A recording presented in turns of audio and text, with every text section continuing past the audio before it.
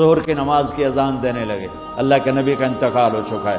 جب اشہد ان محمد پر پہنچے تو روتے روتے روتے آواز بند ہو گئی اور جلدی سے اذان پوری کر کے نیچے آئے، کہا آج کے بعد قسم اٹھاتا ہوں اذان نہیں دوں گا، میرا نبی نہیں ہے تو اذان بھی نہیں ہے۔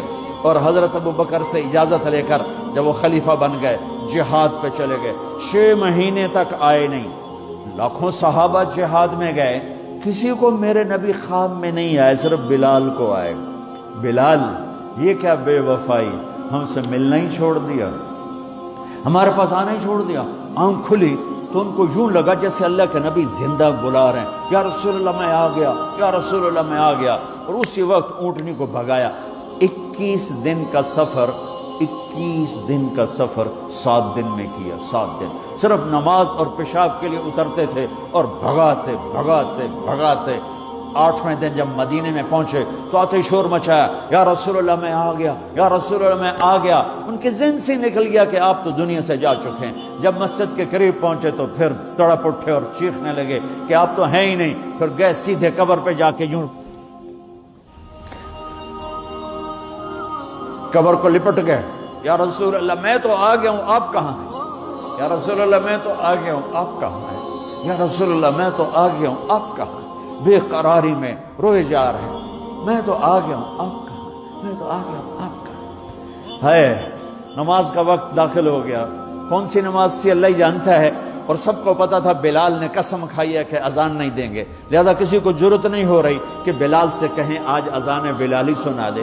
تو چند صحابہ کو خیال آیا کہ نبی کے نواسوں کو سفارشی بناتے ہیں، حسنین۔ آپ نے فرمایا میری آنکھوں کی ٹھنڈک حسن اور حسین، میرے جنت کے پھول حسن اور حسین۔ تو صحابہ آئے بچوں کے پاس، حسن حسین، کہ بچوں آج کسی کی نہیں چلے گی، تم بلال سے کہو اذان دے۔ تو یہ دونوں ننھے منھے بھائی، حسن 7 سال کے، حسین 6 سال کے، 10 مہینے کا فرق تھا دونوں بھائیوں میں۔ چچا ایک درخواست کہ میرے ماں باپ آپ پہ قربان، آپ درخواست کیوں کہہ رہے ہیں؟ آپ امر کریں، آپ حکم کریں۔ کہنے لگے جیسے آپ ہمارے نانا کے لیے اذان دیتے تھے آج ہمارے لیے دے دو۔ تو ایک دم وہ رونے لگے بلال، کہا ہے میرے بچوں، میں نے قسم اٹھائی تھی کہ میں اللہ کے نبی کے بعد کبھی اذان نہیں دوں گا، لیکن تم پہ تو ہزاروں قسمیں قربان ہیں، میں اپنی قسم توڑتا ہوں اور اذان دیتا ہوں۔ جب وہ چڑھنے لگے اس بی بی کے گھر، قریب ایک انصاری عورت کا گھر تھا جس کی چھت پہ چڑھ کے اذان دیا کرتے تھے، تو سانس رک گئے سب کے، آنکھیں پھٹ گئیں، اور وہ یوں منظر دیکھ رہے کہ آج بلال تو ہے، محمد مصطفیٰ نہیں ہے۔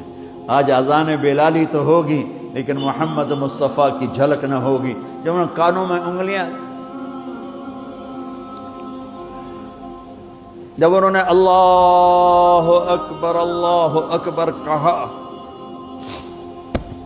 تو مدینے میں گھر گھر ماتم بچھ گیا، عورتیں بھی چیختی ہوئی گھروں سے باہر نکل آئیں، سارے مدینے کی گلیوں میں چیخ و پکار مچ گئی، اور یوں سب کو لگا جیسے محمد مصطفیٰ زندہ ہیں اور ان کا زمانہ ہے، لیکن آپ تو جا چکے تھے۔ یہ بلال کو جو رتبہ میرے رب نے دیا، یہ غلامی مصطفیٰ کی وجہ سے دیا ہے۔